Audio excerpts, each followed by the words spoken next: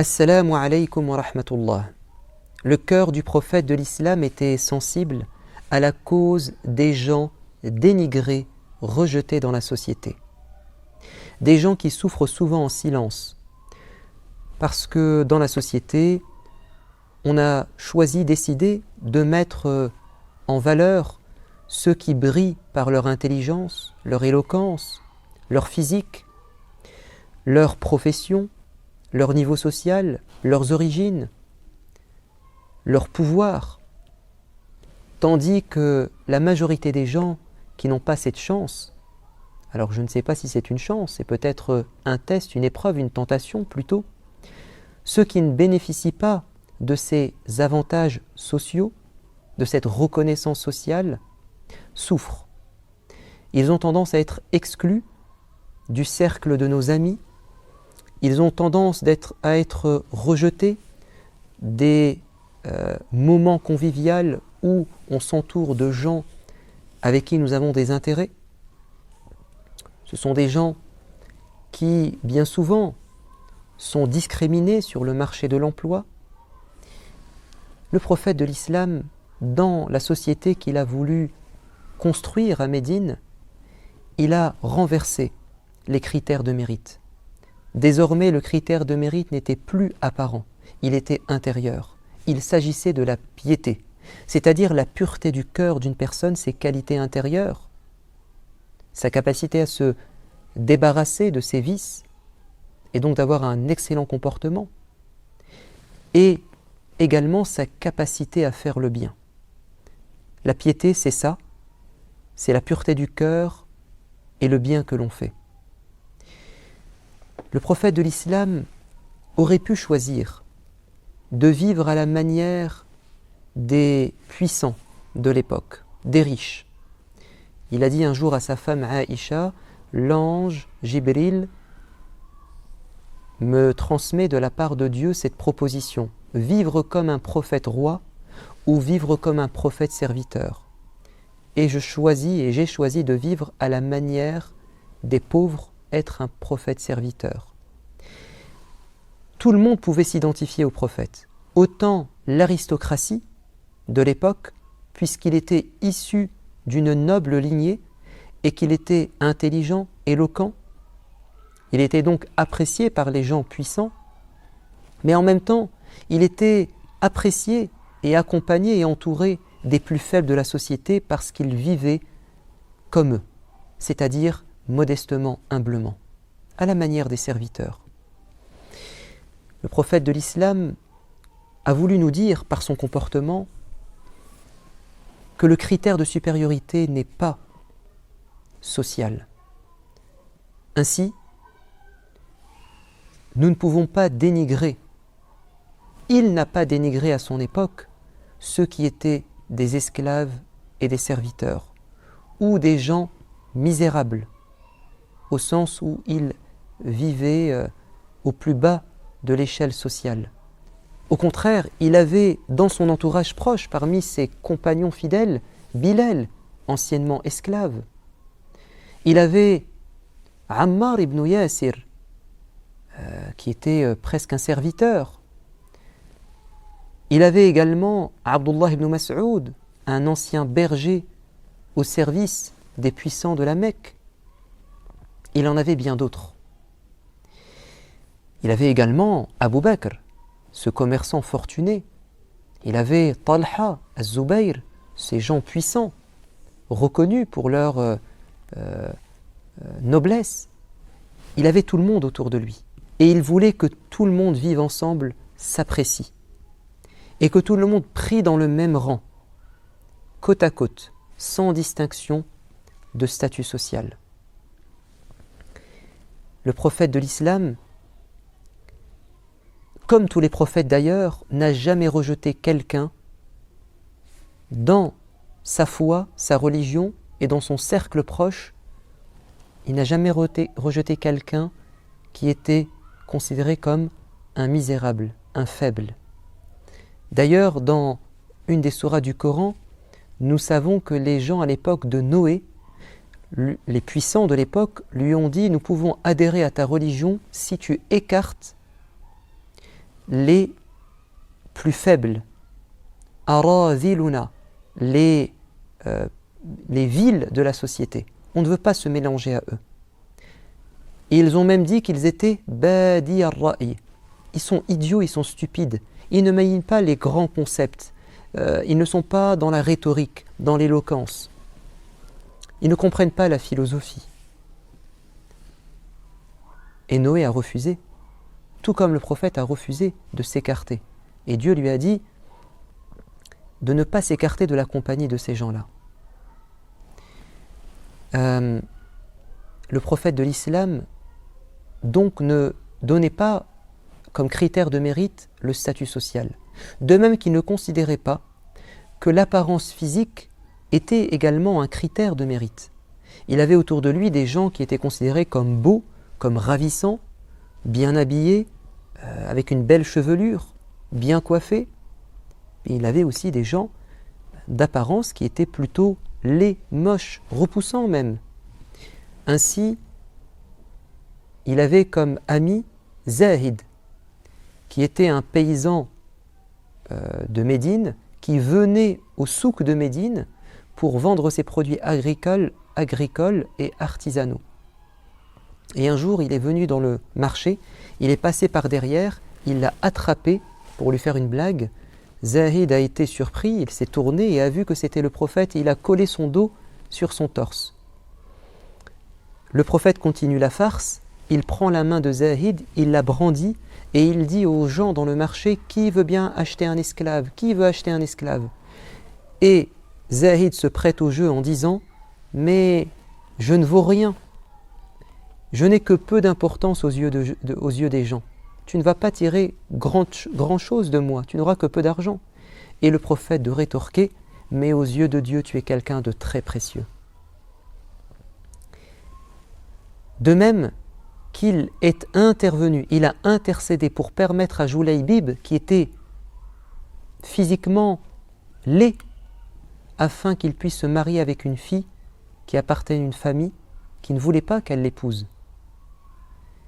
Et ils finiront par accepter car le prophète a insisté. Et ils ont compris que même si en apparence il avait des défauts, il avait assez de qualités pour qu'on accepte. Et le couple vécut heureux. Le critère n'était pas non plus, aux yeux du prophète, alayhi salatu wassalam, un critère intellectuel. C'est-à-dire, il fallait absolument avoir un QI élevé, comprendre les choses complexes, et puis s'exprimer de manière très éloquente pour faire partie des gens appréciés par le prophète. Loin de là. Il avait des gens simples, voire même niais, naïfs.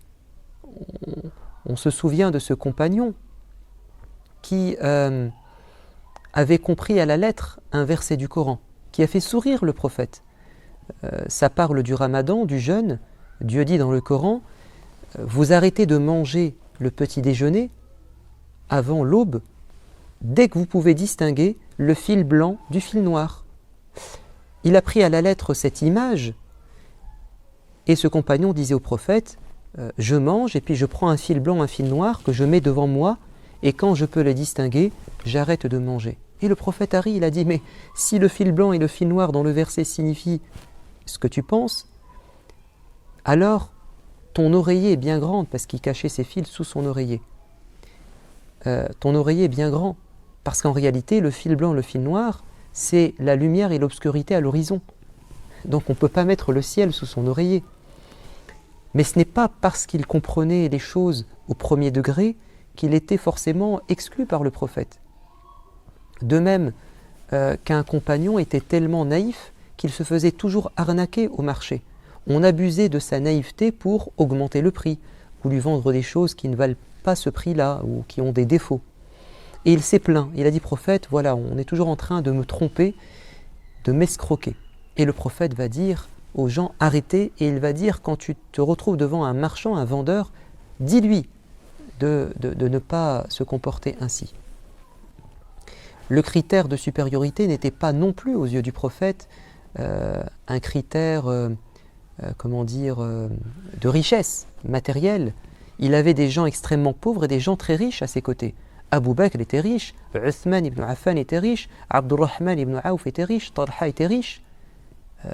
Mais il avait aussi des gens très pauvres qui étaient comme Abu Huraira, comme les gens qui vivaient dans la mosquée, dans le foyer de la mosquée, qui n'avaient pas de métier, qui souffraient de faim.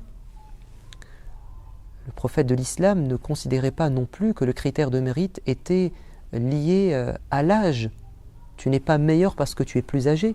Et celui qui est plus jeune n'est pas, méprisable.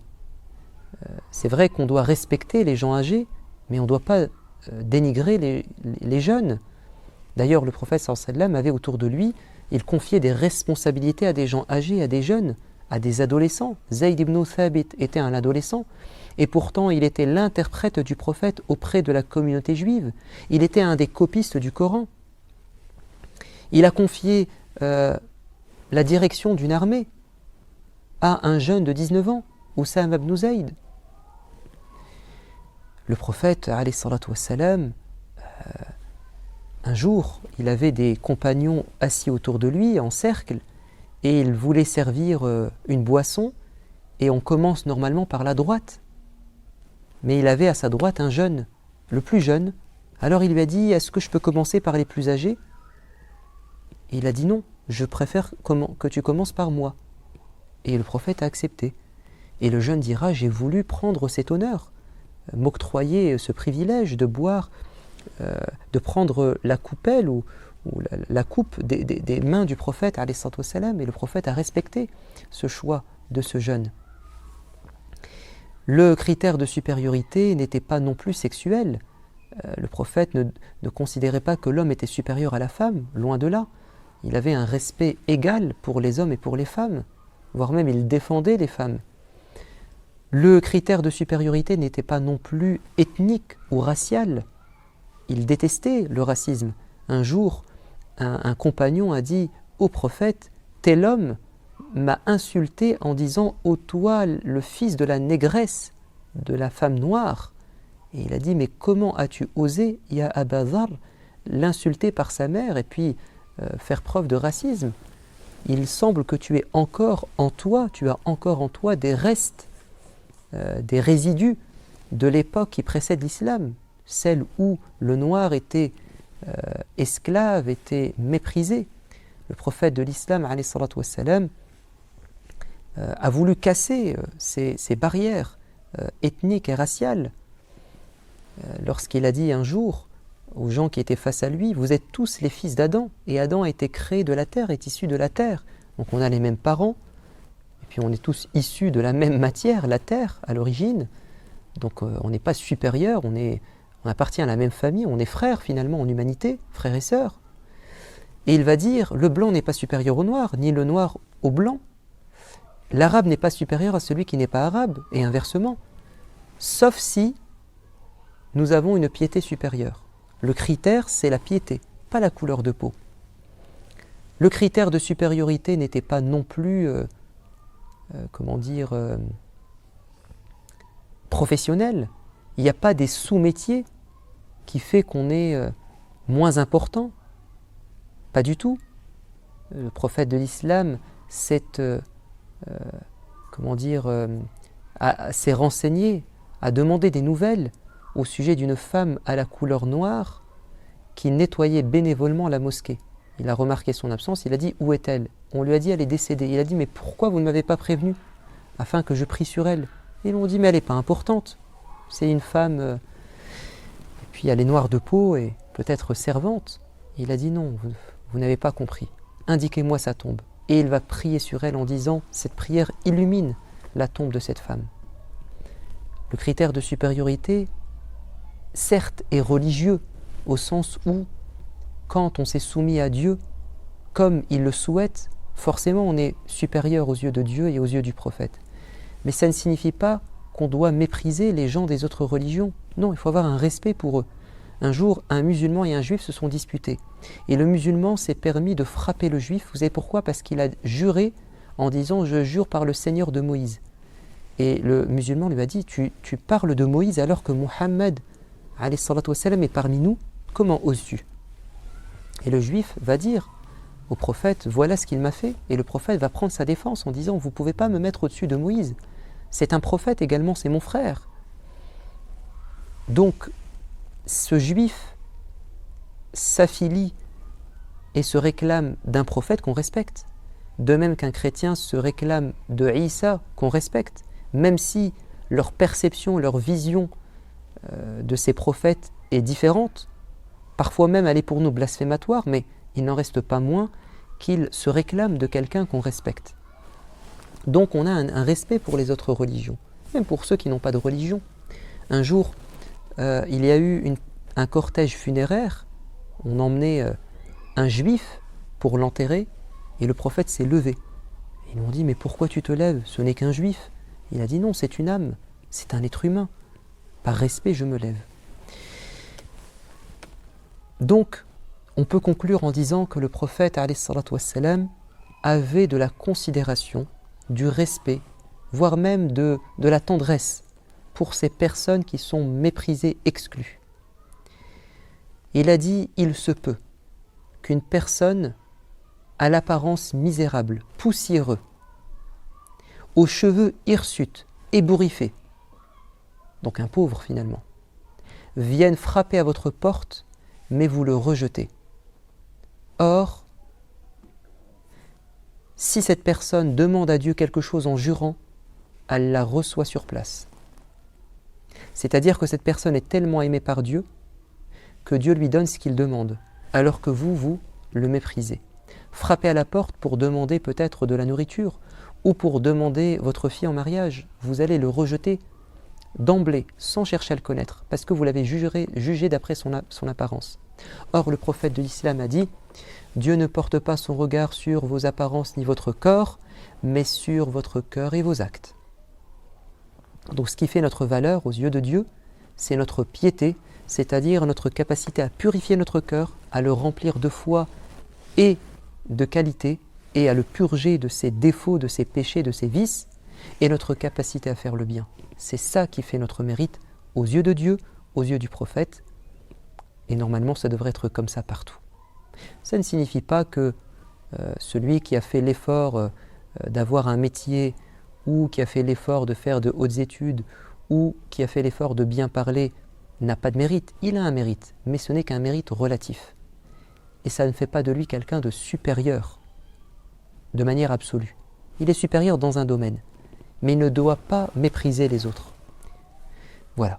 Je vous dis à bientôt. Wassalamu alaikum wa rahmatullah.